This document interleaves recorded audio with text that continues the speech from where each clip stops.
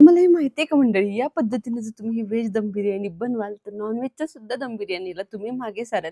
एवढी भन्नाट चवीची होते आणि फक्त अर्ध्या तासात तयार होते. आता बिर्याणी म्हटलं, की याबरोबर खायला रायता तर हवाच. या दम बिर्याणी बरोबर अतिशय परफेक्ट असा जाणारा बुंदी रायता सुद्धा आज आपण अगदी झटपट पद्धतीने बनवणार आहोत. चला रेसिपीला लगेच सुरुवात करूयात आणि या रेसिपीसाठी लागणारं साहित्य आणि कृती बघूया. चला झटपट अशा या दम बिर्याणीसाठी इथे मी लाँग ग्रेन बासमती तांदूळ घेतलाय. बासमती तांदूळ जेवढा जुना तेवढा तो बिर्याणीमध्ये जास्त चांगला लागतो आणि फुलतो सुद्धा जास्त चांगला. त्यामुळे आवर्जून असेल तर जुना बासमती तांदूळ घ्या. आता तांदूळ स्वच्छ असा 2 पाण्याने धुवून घ्यायचा आणि अर्धा तास आधी हा आपण भिजवून बाजूला ठेवणार आहोत. बिर्याणीची सगळी तयारी होईपर्यंत तांदूळ आरामात भिजतो. त्यामुळे किमान अर्धा तास आधी तरी त्याला भिजवून ठेवा. नंतर सगळ्या गोष्टी तुम्ही चॉपिंगच्या करून घ्या. चला तर तांदूळ मी इथे अर्धा तास झालाय भिजवून ठेवला होता. आता तांदूळ सुरुवातीला मी शिजायला घालते. पाणी छान गरम झालं की यावरती सगळे खडे मसाले आणि 1 चमचा तेल घालून घ्यायचं. पाण्याला छान उकळी आलेली असावी. त्याचबरोबर मीठही घालून घ्यायचं. इथे मी साधारण 4 चमचे मीठ घातले. मीठ बऱ्यापैकी पाण्यामध्ये निघून जातं त्यामुळे थोडंसं जास्तीचं घाला. तांदूळ व्यवस्थित असा शिजवून घ्यायचा. शिजवताना किमान तो 80 ते 90% शिजला पाहिजे. एवढा शिजवून घ्या. खूप जास्त ओव्हर कुक सुद्धा करू नका. नाहीतर भाताचे तुकडे पडतात, तांदळाचे तुकडे पडतात.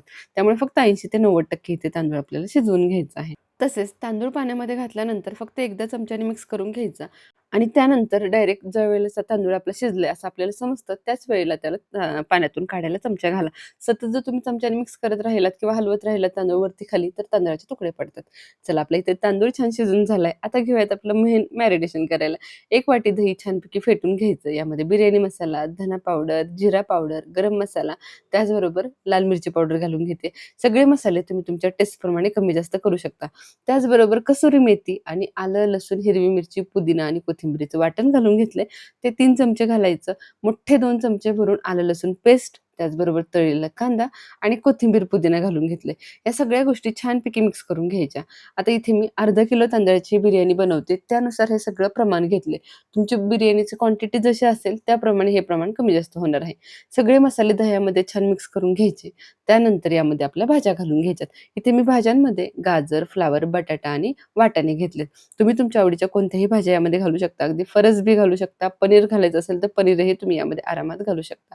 चवीप्रमाणे मीठ घालायचं आणि सगळ्या भाज्या छान या मसाल्यामध्ये मिक्स करून घ्यायच्या, छान एकजीव करून घ्यायच्या. सुंदर असं मॅरिनेशन आपल्या भाज्यांना झाले, हे बाजूला ठेवूयात आणि घेऊयात झटपट अशी आपली बिर्याणी करायला. कुकरमध्ये अगदी 10 ते 15 मिनिटात बिर्याणी आपली तयार होते. खूप जास्त वेळही लागत नाही. फक्त तुम्ही तांदूळ शिजवून ठेवला आणि हे मॅरिनेशन केलं ना, तर अगदी झटपट अशी तुमची बिर्याणी होणार आहे. चला आता कुकरमध्ये तेल आणि तूप दोन्ही गरम करून घ्या. यावरती सगळे खडे मसाले घाला. लवंग, मिरी, दालचिनी, छोटी वेलची, मोठी वेलची, चक्री फूल, जायपत्री हे सगळे बेसिक आपले जे बिर्याणीसाठी खडे मसाले लागतात ते घालायचे. त्यानंतर हिरव्या मिरच्या इथे मी 3 ते 4 हिरव्या मिरच्या उभ्या कट करून घेतल्यात आणि त्याचबरोबर 3 मोठ्या आकाराचे कांदे छानपैकी पातळ चिरून घेतलेत, तेही घालून घेतले. कांद्याचं प्रमाण म्हणाल तर अर्धा किलो तांदूळ आणि अर्धा किलो साधारण भाज्यांचं प्रमाण आहे. यासाठी पावशेर कांदा वापरत आहे. कांदा छानपैकी गुलाबी रंगावरती परतवून घ्यायचा. कांदा खूप जास्त ब्राउन करायचं नाही. छान गुलाबी रंगावरती परतला गेला की यामध्ये टोमॅटोची प्युरी घालायची. इथे मी साधारण 3 टोमॅटोची छान बारीक अशी प्युरी करून घेतली आणि ती घालून घेतली. आता ही टोमॅटोची प्युरी सुद्धा आपल्याला तेल सुटेपर्यंत व्यवस्थित परतवून घ्यायची. जर तुम्हाला टोमॅटोची प्युरी घालायची नसेल तर ती स्किप केली तरीही चालेल. त्यानंतर हे मॅरिनेशन केलेल्या सगळ्या भाज्या घालायच्या आणि भाज्या आता या टोमॅटोमध्ये आणि कांद्यामध्ये व्यवस्थितपणे परतवून घ्यायच्या. सगळ्यात महत्त्वाचं इथं भाज्या आपण शिजवून घेतल्या नाहीयेत. अजिबातही याला वाफ दिलेली नाहीये किंवा तेलावरही परतल्या नाहीत. सगळ्या भाज्या आहे अशा कच्च्या आहेत. त्यामुळे या भाज्या आपल्याला शिजवून घ्यायच्या आहेत. सुरुवातीला छानपैकी मसाल्यामध्ये परतवून घ्यायच्या. पाणी घालायची अजिबात ही घाई करायची नाही. कारण दह्याला अंगचं पाणी सुटतं. 1-2 मिनिटं वाफ द्यायची. वाफ दिल्यानंतर परत एकदा परतवून घ्यायचं आणि त्यानंतर 1 कप ते 1.5 कप गरम पाणी घालायचं. थंड पाणी अजिबातही घालू नका. 1 ते 1.5 कप फक्त गरम पाणी घालून घ्या. अगदी तांदूळ शिजवलेलं जे पाणी राहणार आहे ना, वतून आपण जे देतो, टाकून देतो, ते सुद्धा वापरलं नाही ते तुम्ही तरीही चालेल. कारण त्यातही सगळे फ्लेवर्स असतात. चला तर भाज्या छान पाण्यामध्ये मिक्स करून घेतल्या, की वरून बिर्याणी मसाला एक चिमूटभर भुरभुरायचा, थोडंसं मीठ, कोथिंबीर, पुदिना, त्याचबरोबर हा तळलेला कांदा भुरभुरून घ्यायचा. त्यानंतर यावरती घालायचा आहे तो भाताचा लेयर. खाली पाणी असणं खूप गरजेचं आहे, हे लक्षात ठेवा. कारण यामुळे आपल्या बिर्याणीला दम बसणार आहे, भाज्या व्यवस्थित अशा शिजणार आहेत. त्यानंतर भाताचा पहिला लेयर घालायचा. इथे मी भात 2 लेयरमध्ये घालते. त्या भाताचा पहिला लेयर घातला की चिमूटभर मीठ, बिर्याणी मसाला, कोथिंबीर, पुदिना आणि तळलेला कांदा घालून घ्यायचा. मीठ चिमूटभर आवर्जून भुरभुरा प्रत्येक लेयरला कोणतीही बिर्याणी करत असताना, कारण भातामध्ये मीठ पूर्णपणे निघून जातं पाण्यातून काढताना. त्यामुळे थोडंसं मीठ वरून भुरभुरून घ्यायचं. दुसरा लेयरही शेवटचा अशाच पद्धतीने देऊन घेते. तांदूळ छान एकसारखा करून घ्यायचा. वरून परत एकदा बिर्याणी मसाला, मीठ, कोथिंबीर, पुदिना, त्याचबरोबर हा तळलेला कांदा आणि सगळ्यात महत्त्वाचं घालायचं आहे ते तूप. सुरुवातीला आपण फोडणीमध्ये सुद्धा तूप घातलं होतं आणि आता वरती लेयरिंगला सगळ्यात शेवटी तूप घालून घ्यायचं. तुपामुळे बिर्याणीला खूप छान फ्लेवर येतो, त्यामुळे तूप आवर्जून घाला. त्यानंतर वरून पुदिना सुद्धा मी छानपैकी भरभरून घेतलाय. सुंदर अशी बिर्याणी आपली तयार झाली. आता कुकरचं झाकण लावायचं आणि फक्त एक शिट्टी काढून घ्यायची आहे. एका शिट्टीमध्ये भाज्या व्यवस्थित शिजतात आणि बिर्याणीला दम सुद्धा अगदी परफेक्ट असा लागतो. बरं दम दिल्यानंतर लगे कुकर न उघडता एक 15 मिनिटं असाच राहू द्यायचा आणि 15 मिनिटानंतर कुकर उघडायचा. 15 मिनिटानंतर सुद्धा कुकरमध्ये चांगलीच वाफ आहे. आता आपण सर्व्हिंग करायला घेणार आहोत. बिर्याणी एकदा मी तुम्हाला काढून दाखवते. अतिशय गरमागरम आणि अतिशय सुंदर अशी बिर्याणी तयार झाली आहे. बिर्याणी ही बघून कुणाला वाटणारच नाही की ही व्हेज दम बिर्याणी आहे. अगदी तोंडाला पाणी सुटेल अशी चमचमीत ही व्हेज दम बिर्याणी आपली तयार होते. फ्लॉवर एकदा बघूयात शिजलाय का? अगदी परफेक्ट असा शिजला गेलाय. बटाटा तर सहजच शिजतो. भाज्यासुद्धा अजिबातही या पद्धतीने केल्यावर कच्च्या राहत नाही. यामुळे तुमच्या भाज्या शिजवण्याचा वेळ वाचतो. भाज्यात परतण्याचा किंवा तळण्याचा वेळ वाचतो. अगदी झटपट अशी बिर्याणी करू शकता. चला बिर्याणी आपली तयार झाली. आता याबरोबर खायला सुंदर असा बुंदी रायता करूयात. 1 वाटीभर पाण्यामध्ये अर्धी वाटी बुंदी घालून घ्यायची. बुंदी भिजायला बाजूला ठेवायची. तोपर्यंत 1 वाटी दही छानपैकी फेटून घ्यायचं.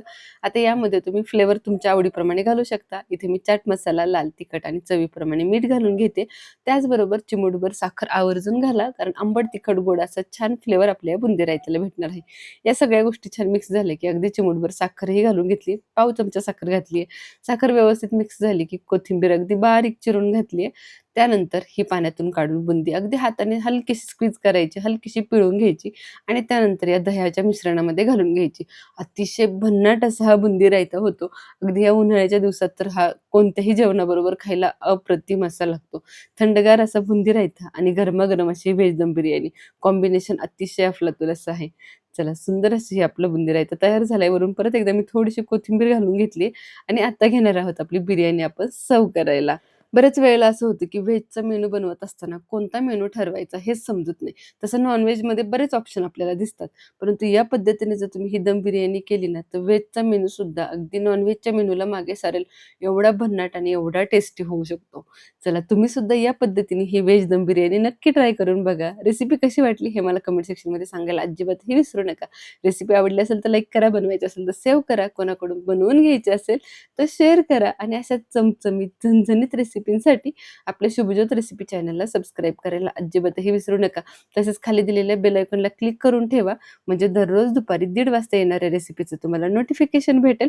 एकही रेसिपी तुमच्याकडून मिस होणार नाही. तसेच फेसबुक आणि इंस्टाग्राम हे आपल्या चॅनलला फॉलो करू शकता. तिथेही दररोज नवनवीन रेसिपी येत असतात. चला भेटूया पुन्हा एकदा अशाच खमंग, चविष्ट आणि टेस्टी रेसिपी सोबत. धन्यवाद.